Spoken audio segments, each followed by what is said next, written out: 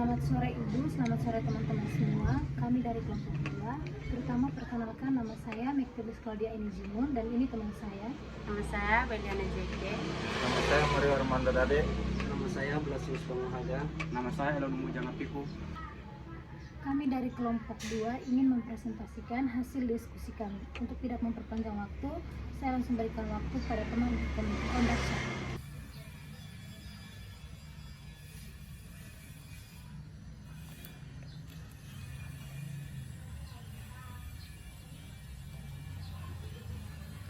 Satu, dinamika dan tantangan Pancasila sebagai dasar negara. Dinamika Pancasila sebagai dasar negara. Dinamika pendidikan Pancasila sebagaimana diketahui, pendidikan Pancasila mengalami pasang surut dalam pengimplementasiannya apabila ditelusuri secara historis. Upaya pembudayaan atau pewarisan nilai-nilai Pancasila tersebut telah secara konsisten dilakukan sejak awal kemerdekaan sampai dengan sekarang. Namun bentuk dan intensitasnya berbeda dari zaman ke zaman. Pada masa awal kemerdekaan, pembudayaan nilai-nilai tersebut dilakukan dalam bentuk pidato-pidato para tokoh bangsa dalam rapat-rapat akbar yang disiarkan melalui radio dan surat kabar. Kemudian pada 1 Juli 1947 diterbitkan sebuah buku yang berisi pidato Bung Karno tentang lahirnya Pancasila. Tantangan pendidikan Pancasila. Abdullah Ghani mengatakan bahwa Pancasila adalah leitmotif dan leitstar, dorongan pokok dan bintang, penunjuk jalan. Tanpa adanya leitmotif dan leitstar Pancasila ini, kekuasaan negara akan menyeleweng. Oleh karena itu, segala bentuk penyelewengan itu harus dicegah dengan cara mendahulukan Pancasila, dasar filsafat dan dasar moral.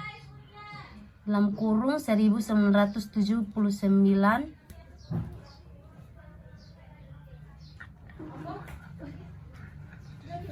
akar Pancasila 14, tutup kurung, agar Pancasila menjadi dorongan pokok dan bintang penunjuk jalan bagi generasi penerus pemegang estafet kepemimpinan nasional. Maka nilai-nilai Pancasila harus didikan kepada para mahasiswa melalui mata kuliah pendidikan Pancasila. 2. Esensi dan urgensi Pancasila sebagai dasar negara. A. Esensi Pancasila sebagai dasar negara. Sebagaimana dipahami bahwa Pancasila secara legal formal telah diterima dan ditetapkan menjadi dasar dan ideologi negara sejak 18 Agustus 1945. Penerimaan Pancasila sebagai dasar negara merupakan milik bersama, akan memudahkan semua stakeholder bangsa dalam membangun negara berdasar prinsip-prinsip konstitusional Mahfud MD 2009 sampai dengan 16-17, menegaskan bahwa penerimaan Pancasila sebagai dasar negara membawa konsekuensi diterima dan berlakunya kaidah-kaidah penuntut dalam pembuatan kebijakan negara, terutama dalam politik hukum nasional. B. Untuk memahami urgensi Pancasila sebagai dasar negara dapat menggunakan dua pendekatan, yaitu institusional, kelembangan, dan human resources, personal, sumber daya manusia. Pendekatan institusional yaitu membentuk dan menyelenggarakan negara yang bersumber pada nilai-nilai Pancasila sehingga negara Indonesia memenuhi unsur-unsur sebagai negara modern yang menjamin terwujudnya tujuan negara atau terpenuhinya kepentingan nasional interest yang bermuara pada terwujudnya masyarakat adil dan makmur. Sementara human resources terletak pada dua aspek, yaitu orang-orang yang memegang jabatan dalam pemerintahan, aparatur negara yang melaksanakan nilai-nilai Pancasila secara murni dan konsensual dalam pemenuhan tugas dan tanggung jawabnya, sehingga formalisasi kebijakan negara akan menghasilkan kebijakan yang menjawabkan kepentingan rakyat. 3. Hubungan Pancasila dengan Proklamasi Kemerdekaan RI. Dapat ditentukan letak dan sifat hubungan antara Proklamasi Kemerdekaan 17 Agustus 1945 dengan pembukaan UUD 1945 sebagai berikut. A. Disebutkan kembali pernyataan kemerdekaan dalam bagian ketiga pembukaan menunjukkan bahwa antara proklamasi dengan pembukaan merupakan suatu rangkaian yang tidak dapat dipisah-pisahkan. B. Ditetapkannya pembukaan pada 18 Agustus 1945 bersama-sama ditetapkan UUD Presiden dan Wakil Presiden merupakan realisasi bagian kedua proklamasi. C. Pembukaan hakikatnya merupakan pernyataan kemerdekaan yang lebih rinci dari adanya cita-cita luhur yang menjadi semangat pendorong ditegakkannya kemerdekaan dalam bentuk negara Indonesia merdeka, berdaulat, bersatu, adil, dan makmur dengan berdasarkan asas kerohanian Pancasila. D. Dengan demikian sifat hubungan antara pembukaan dan proklamasi yaitu memberikan penjelasan terhadap dilaksanakannya proklamasi pada 17 Agustus 1945, memberikan penegasan terhadap dilaksanakannya proklamasi 17 Agustus 1945 dan memberikan pertanggungjawaban terhadap dilaksanakannya proklamasi 17 Agustus 1945 Kailan 1993 62 sampai dengan 64.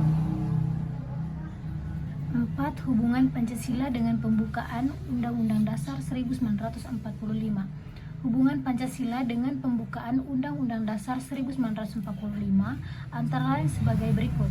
1. Pembukaan Undang-Undang Dasar 1945 memenuhi syarat unsur mutlak sebagai staf fundamental. Oleh karena itu, kedudukan pembukaan merupakan peraturan hukum yang tinggi di atas Undang-Undang Dasar. Implikasinya, semua peraturan perundang-undangan dimulai dari pasal-pasal dalam Undang-Undang Dasar 1945 sampai dengan peraturan daerah harus sesuai dengan pembukaan Undang-Undang Dasar 1945. 2. Pancasila merupakan asas kerohanian dari pembukaan Undang-Undang Dasar 1945 sebagai stas fundamental secara ilmiah akademis. Pembukaan Undang-Undang Dasar 1945 sebagai stas fundamental normen mempunyai hakikat kedudukan yang tetap, kuat, dan tak berubah bagi negara yang dibentuk. Dengan perkataan lain, jalan hukum tidak lagi dapat diubah atau Notonegoro 1982 sampai 25. 5. Penjabaran Pancasila dalam pasal-pasal Undang-Undang 1945. Dalam kaitannya dengan penjabaran Pancasila dalam pasal-pasal Undang-Undang Dasar 1945, perlu ada ingat kembali urai terdahulu yang mengemukan prinsip bahwa Pancasila merupakan nilai dasar yang sifatnya permanen dalam arti secara ilmiah akademis, terutama menurut ilmiah hukum, tidak dapat diubah karena merupakan asas kerohanian atau nilai inti dari pembukaan Undang-Undang Dasar 1945 sebagai kaidah negara yang fundamental. Untuk mengimplementasikan nilai-nilai dasar Pancasila dalam kehidupan praksis bernegara, diperlukan nilai-nilai instrumental yang berfungsi sebagai alat untuk mewujudkan nilai dasar. 6. Implementasi Pancasila dalam perumusan kebijakan.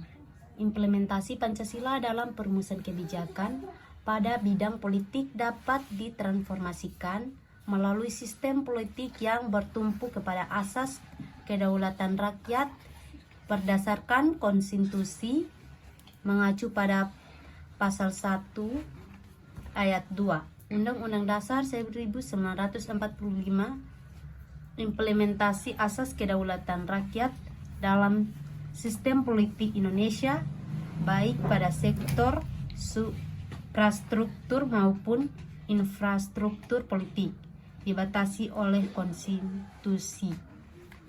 7. Konsep Pancasila sebagai ideologi negara. Sejarah konsep ideologi dapat ditelusuri jauh sebelum istilah tersebut digunakan di Stud Utrecht. Pada penghujung abad ke-18, Trad menyebut ideologi sebagai scheme of ideas, yaitu suatu program yang diharapkan dapat membawa perubahan institusional bagi masyarakat Prancis. Namun, Napoleon mengecam istilah ideologi yang dianggapnya suatu keailan belaka yang tidak mempunyai arti praktis.